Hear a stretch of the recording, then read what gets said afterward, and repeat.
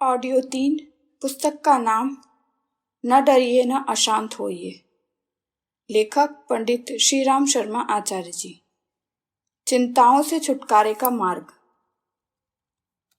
जिन कारणों और अभावों से लोग दुखी रहते हैं उनके मूल तक जाएं तो यह पता चलता है कि मनुष्य को किसी प्रकार का अभाव उतना दुख नहीं देता जितना उसकी चिंतित रहने की प्रवृत्ति दुख देती है।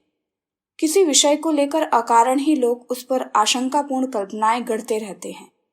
अगले वर्ष बच्चों की शादी करनी है तो अभी से सोचने लगे कि दहेज के लिए रुपया कहाँ से आएगा, गल्ले और कपड़ों का प्रबंध कैसे होगा, घर गिर रहा है, रिश्तेदार संबंधी आएंगे तो क्या कहेंगे, इसकी भी मरम्मत करवानी है, इधर नौकरी में भी तरक्की नहीं हो रही, बच्चे की फीस के पैसे भी देने हैं, आदि अनेकों प्रकार से वह एक ही विषय को लेकर सोच सोच कर दुखी रहता है। इस प्रकार चिंताओं में जलते रहना आज संक्रामक रोग सा बन गया है। चिंता एक प्रबल मनोव्याधि है। इससे मानसिक शक्तियों का नाश होता है और शरीर पर दूषित प्रभाव पड़ता है। इससे लोगों का मानसिक व शारीरिक स्वास्थ्य गिर जाता है। Stop worrying and get well पुस्तक के विद्वान लेखक डॉक्टर एडवर्ड पोडोल्स्की ने अपनी पुस्तक में लिखा है, चिंता से हृदय, रक्त का बढ़ाव, गठिया, सर्दी जुकाम तथा बहुमूत्र आदि रोग हो जाते हैं। इस कारण इन रोगों से मुक्ति दिलाने वाले साधन प्रयोग में अवश्य लाने चाहिए। डॉक्टर एलेक्स कैरल का कथन है कि जो लोग चिंताओं से छुटकारे का मार्ग नहीं जानते वे जवानी में ही मर जाते हैं। चिंता वास्तव में एक ऐसा रोग है जो अंदर ही अंदर जलाता रहता है और सारे रक्त मांस को जलाकर राख कर देता है। लोग समझते हैं कि उन्हें कोई शारीरिक व्याधि लग गई है, किंतु यह होता मानसिक चिंताओं के कारण ही है। इससे जीवनी शक्ति का नाश हो जाता है, स्वास्थ्य गिर जाता है और मौत की स्थिति बनते देर नहीं लगती। मानवीय विकास की सारी संभावनाएं समाप्त हो जाती हैं। जिन्हें इस जीवन में किसी प्रकार के सुख की आकांक्षा हो, जिन्हें सफलता प्राप्त करनी हो, उन्हें सर्वप्रथम चिंता रहित बनने का प्रयत्न करना चाहिए। इससे अपनी शक्ति सुरक्षित रहेगी। बचाई हुई शक्ति किसी भी कार्य में लगाने से वही सफलता के दर्शन होने लगेंगे। चिंता रहित जीवन सफलता का स्रोत माना जाता है। चिंताओं से मुक्ति पाने का सरल उपाय यह है कि सदैव कार्य करते रहें। दत्त चित्त होकर अपने काम में जुटे रहने से सारा ध्यान काम की सफलता पर चला जाता है। चित्त विविध अनुभवों में उलझा रहता है। जब तक अपना काम भली प्रकार पूरा न हो जाए या जब तक पूर्ण सफलता न मिल जाए तब तक सारी मानसिक चेष्टाओं को उसी में लगाए रहेंगे तो चिंताएं आप ही दूर भाग जाएंगी। अकर्मण्य बने रहने से ही अनावश्यक सोचने विचारने का समय निकलता है। कहावत है, खाली दिमाग शैतान का घर। कोई काम न होगा तो चिंताएं आएंगी, बुरे बुरे विचार उठेंगे और उनकी प्रतिक्रिया भी शरीर और मन पर होगी ही। इसलिए किसी न किसी काम में हर समय लगे रहना आवश्यक है। यह देखा जाता है कि लोग बीती हुई घटनाओं की भयंकर कल्पनाओं में अपनी शक्ति और समय का दुरुपयोग करते रहते हैं। जो हो चुका वह वापस लौटने का नहीं, फिर उस पर अकारण विलाप करने से क्या फायदा। जो हो गया उसे भूलकर भविष्य के सुखद परिणामों की प्राप्ति के लिए एकांत मन से लगे रहना ही श्रेयस्कर होता है। इसी प्रकार आने वाली घटनाओं से संघर्ष के लिए उत्साह पैदा कीजिए। देखिए आपकी शक्ति भी कितनी प्रबल है। हिटलर कहा करता था, अच्छे से अच्छे भविष्य की कल्पना करनी चाहिए और खराब से खराब परिणाम भुगतने के लिए तैयार रहना चाहिए। इससे अकारण उठने वाली चिंताओं से छुटकारा मिलता है।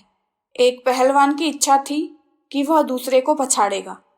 इस आशा से उसने स्वास्थ्य का निर्माण किया, वर्षों तक दंड बैठक का अभ्यास किया, शक्तिवर्धक पौष्टिक आहार जुटाया, तब कहीं जाकर दूसरे पहलवान से कुश्ती लड़ने के योग्य हुआ।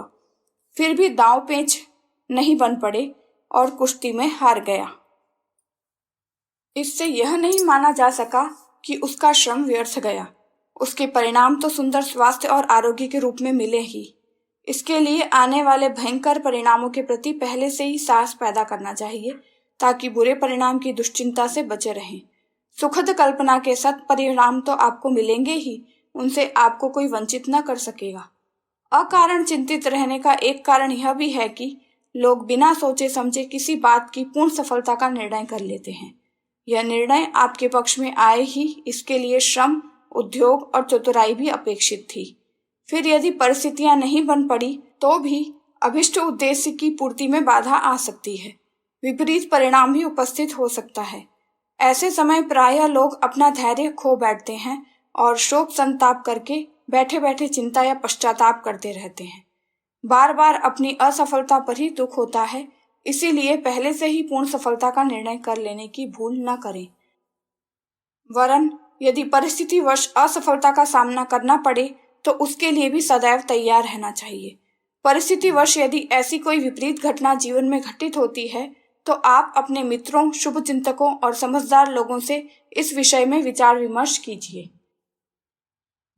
इससे संभव है आपकी कठिनाइयों का कोई दूसरा हल निकल सके, किंतु यदि यह अच्छी प्रकार समझ लिया गया है कि यह कठिनाई घटती या मिटती दिखाई न पड़े तो भी उद्विग्न मत होइए।